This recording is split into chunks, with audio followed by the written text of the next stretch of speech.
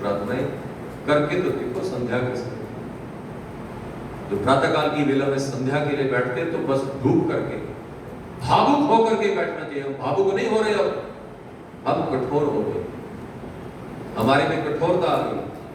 भजन गा रहे थे, ना कोई साथी सखा सहेला, विजय के पथ पर चला अकेला। जब ये लाइनें आती ना दूसरी, किसी ने उसको जहर पिलाया, मैं तो कई बार मेरी आंखों में आंसू निकल जाते हैं। पता कब निकलेंगे आंसू?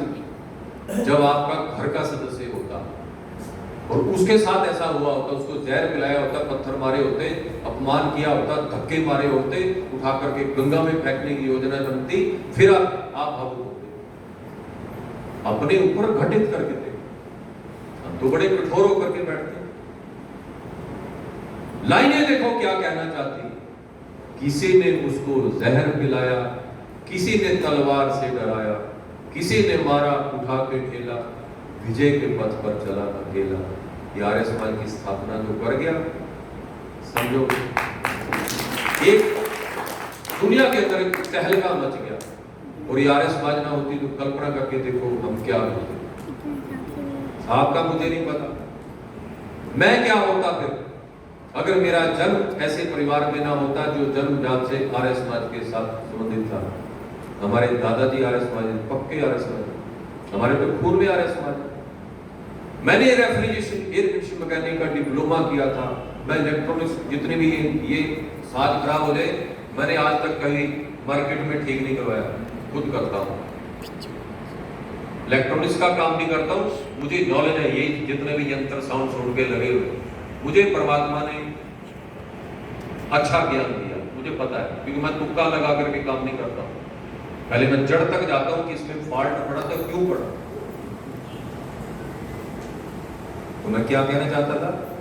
हाँ, मैं ये कहना चाहता था कि मेरी लाइन तो कोई और थी, लेकिन परमपिता परमात्मा ने जो मुझे गाने की कला दी थी, वो मैंने बचपन से लेकर के अभी तक प्रभु भक्ति के गीत और राष्ट्र भक्ति के गीत गाए।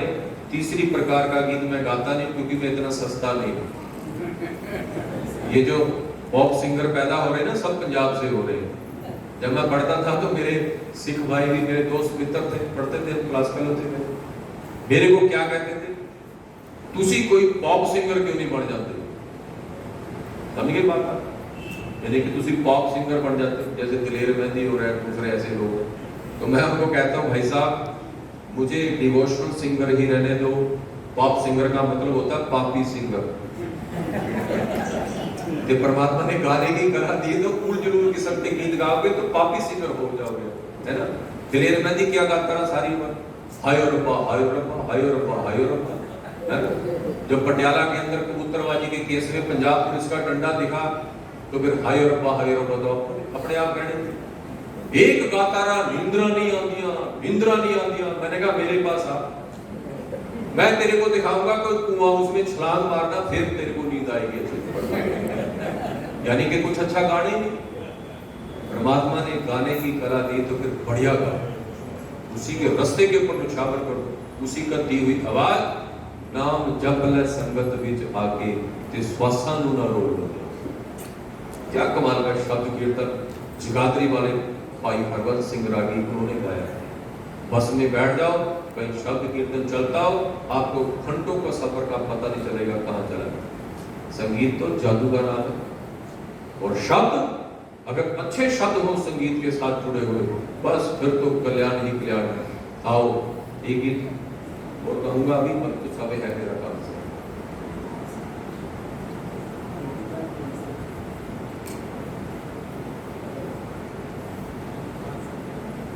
ठीक है, आओ ये गीत जो मैं कहना चाहता हूं, मैंने इस गीत को मैं बहुत समय से गा रहा हूं, और गीत के भाव क्या है। महर्षि स्वामी दयानंद सरस्वती ने आर्य समाज की स्थापना की, तो लेकिन हम लोगों में कुछ शीतलता आई, हमारा प्रचार प्रसार उस प्रकार से नहीं हो पाया जिस प्रकार से, जितने बढ़िया तरीके से दूसरे ढोंगी लोगों का होता है टीवी चैनल के माध्यम से। अब तो शुक्र है कि परमात्मा का अब थोड़ा सा आर्य समाज ने कुछ टीवी चैनल के साथ जुड़ करके भी काम करना शुरू किया है ना। आर्य संदेश टीवी वगैरह, है ना, अब लोग सुनते हैं। तो जो मैं गीत प्रस्तुत कर रहा हूं, कवि ने बहुत ही सुंदर लिखा है, बस इसमें छोटी सी मुझे भूमिका बांधनी पड़ेगी, फिर मैं इस गीत को सुना करके अपनी वाणी को विराम दूंगा। सब लोग कहें तू सोया। आर्य समाज के स्थापना दिवस पर मैं कुछ कहना चाहता हूं, आप लोग मिलाना चाहता हूं, जगाना चाहता हूं, इसलिए गाना चाहता हूं। सब लोग कहें तू सोया, क्यों गौरव अपना खोया, फिर शान दिखा दे आज, गजब की जीवन शक्ति तुझमें फूंक गए ऋषिराज। उठ मेरे प्यारे आर्य समाज। अपनी शक्ति को हमने पहचाना नहीं। आज अंधविश्वास पहले से भी कई गुना ज्यादा, आर्य समाज की पहले से कई गुना ज्यादा जरूरत आज आर्य समाज के प्रचार प्रसार की है। आपके टीवी चैनल प्रातःकाल की बेला में है ना, वो बैठ जाते हैं लोगों को भविष्य बताने वाले। मुझे एक घटना याद आ गई, फटाफट सुना दो, बड़ी हंसी वाली बात हो, प्रेरणा भी मिलेगी आप लोगों को। मैंने एक बार चंडीगढ़ का कार्यक्रम समाप्त करके, जैसे मैं अभी बोल रहा हूं, उस कार्यक्रम को समाप्त करके उसी समय मुझे चंडीगढ़ बस स्टैंड पे पहुंचा। वहां से मुझे अमृतसर जाना था, तो काउंटर के ऊपर बस लगी हुई थी, सीट नंबर मिल रहा था, मैं भी लाइन में लग गया। मैंने अपना सीट नंबर ले लिया। बड़े ध्यान से सुना, मजेदार बात सुना रहा हूं। मैंने अपनी टिकट ली, 3 वाली सीट, खिड़की की तरफ कोई व्यक्ति पहले से बैठा था, बीच में मेरा नंबर आया। थोड़ी देर के बाद इधर भी एक सवारी आकर के बैठ गई और हमारी बस लगभग फुल हो गई, सारी सीटें फुल हो गई।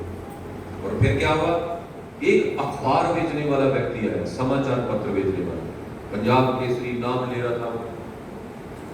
उसने, जो व्यक्ति खिड़की की तरफ बैठा था, उसने झट से पैसे निकाले और एक समाचार पत्र खरीद लिया।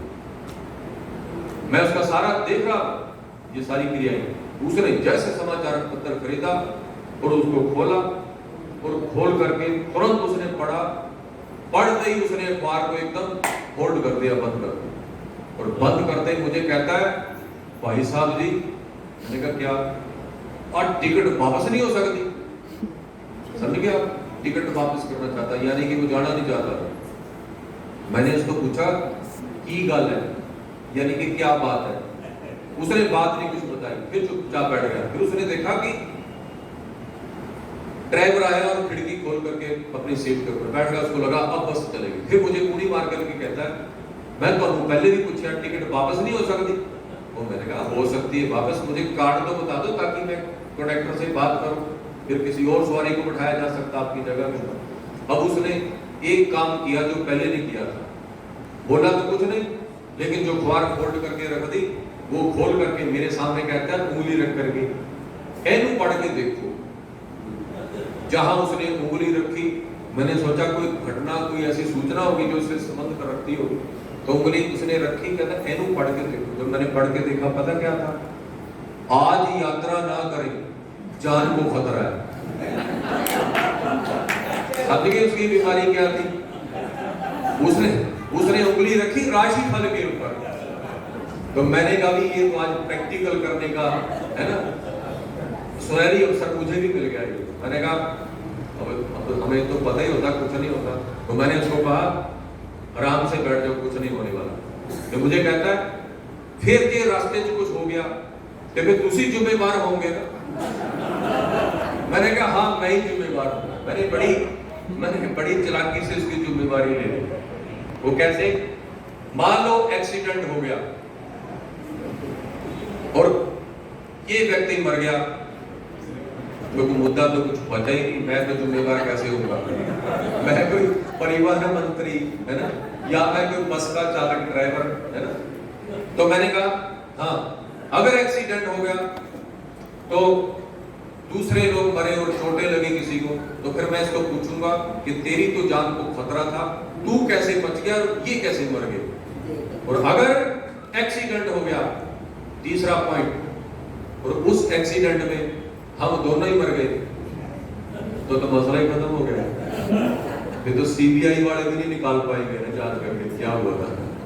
तो उसकी बड़ी चालाकी से मैंने जिम्मेवारी ले ली। बस निकली, दौड़ी जा रही है, अमृतसर की तरफ, जलंधर आ गया, उसके बाद फिर और स्टेशन आ गए।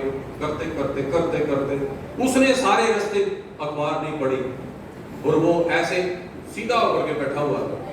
सामने से जब भी कोई ट्रक इधर को आता था ना, इधर को, तो वो सामने डंडा होता था ना, उसको ऐसे कस के पकड़ लेता था, ऐसे भी सिर करता था वो बार बार, क्योंकि उसके ना संस्कार ऐसे बने हुए थे कि जैसे ये ट्रक आ रहा है मेरी बस में टकराएगा, एक्सीडेंट हो जाएगा और मैं मर जाऊंगा, क्योंकि मेरी जान को खतरा है। अब हमारी बस ठीक ठाक चंडीगढ़ से चल के अमृतसर के अंदर ही नहीं बल्कि बस स्टैंड के अंदर एंटर हो गई और आकर के खड़ी हो गई। मैं नीचे उतरा, वो बैग लेकर के वो भी पीछे पीछे नीचे उतरा। जैसे ही नीचे उतरा और मेरे आगे खड़ा होकर के हाथ जोड़ करके खड़ा हो गया, ਤੁਹਾਡਾ बहुत बहुत धन्यवाद। मैंने कहा धन्यवाद किस चीज का? कि कहते भी जे तुसी मैनू आज हौसला दे के ना बिठाते ते मैं तो अमृतसर बहुत जरूरी काम वास्ते आया सी, मेरा तो बहुत बड़ा नुकसान होना सी। तो मैंने कहा चलो ठीक है, इन बातों में कुछ नहीं रखा, परम पिता परमात्मा के ऊपर पूरा भरोसा किया करो, इन चीजों में कुछ नहीं रखा। तो वो इधर चला गया और मैं इधर जा रहा था। इतने भी इसको पता नहीं क्या हुआ, क्या दौरा पड़ा, फिर दौड़ करके आया और मेरा कंधा पीछे से पकड़ करके मुझे एकदम खींचा हुआ। मैंने कहा अब क्या हो गया? पता क्या कहता है, तुसी मैनू ना पहले रिक्शे ऊपर बैठो मेरे नाल। मैंने कहा रिक्शे ऊपर बैठो, रिक्शे ऊपर क्यों बैठो? कहता मैं ना लक्कड़ बाजार जाना है। मैंने कहा लक्कड़ बाजार जाना फिर? तो कहता है कि मैनू हुण ऐसा लगता कि रास्ते च मेरा रिक्शा ही ना उलट जाए। वो मैंने कहा बेईमान व्यक्ति, जब तेरे विचार ही उल्टे तो तेरा रिक्शा तो सब कुछ उल्टेगा पलटेगा, तेरे को चोटें लगे। क्यों जी? है ना स्थिति कायम, अंधेरा कायम है ना आज भी। और हो सकता है आप में भी कई जने बैठे हो, खोल करके पढ़ रहे हो।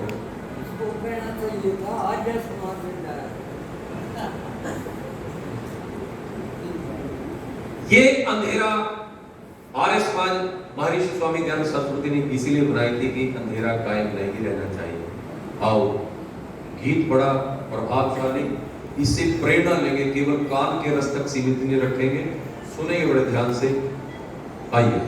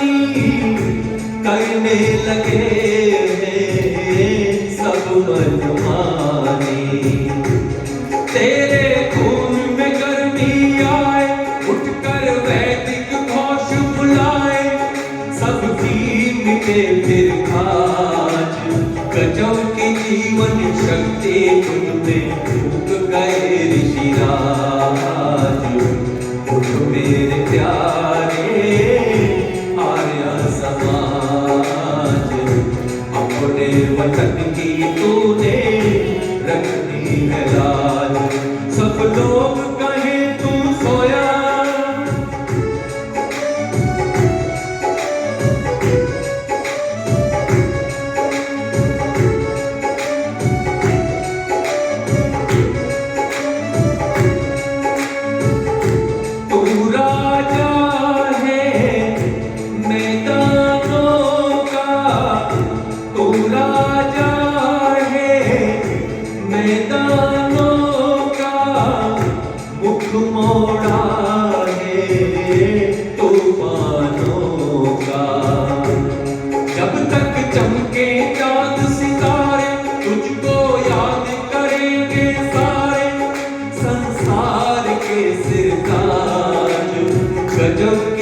जीवन शक्ति तुझ में फूंक गए ऋषिराज।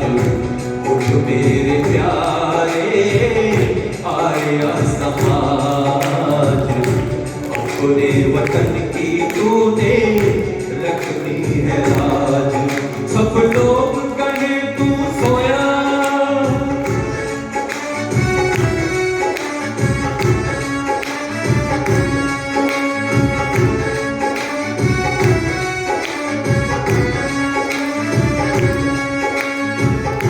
फैल चुके हैं घोर अंधेरे, फैल चुके हैं घोर अंधेरे।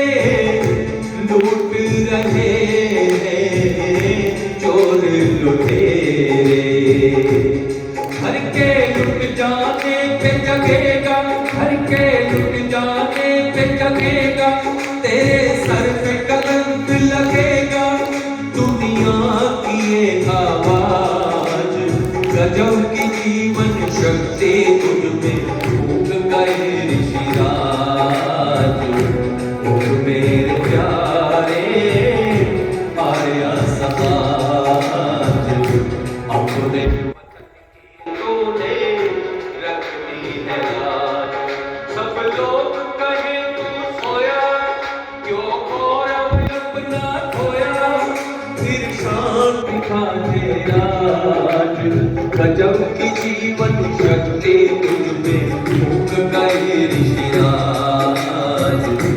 उठ मेरे प्यारे आर्य समाज, अपने वतन की तूने रखनी है लाज। उठ मेरे प्यारे आर्य समाज।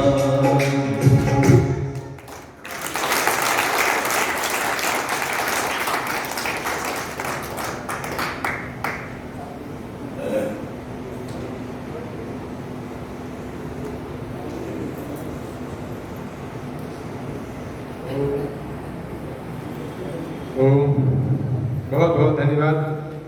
मैं स्वागत कर रहा हूं बड़वाला से श्रीमती वर्षा जावा जी।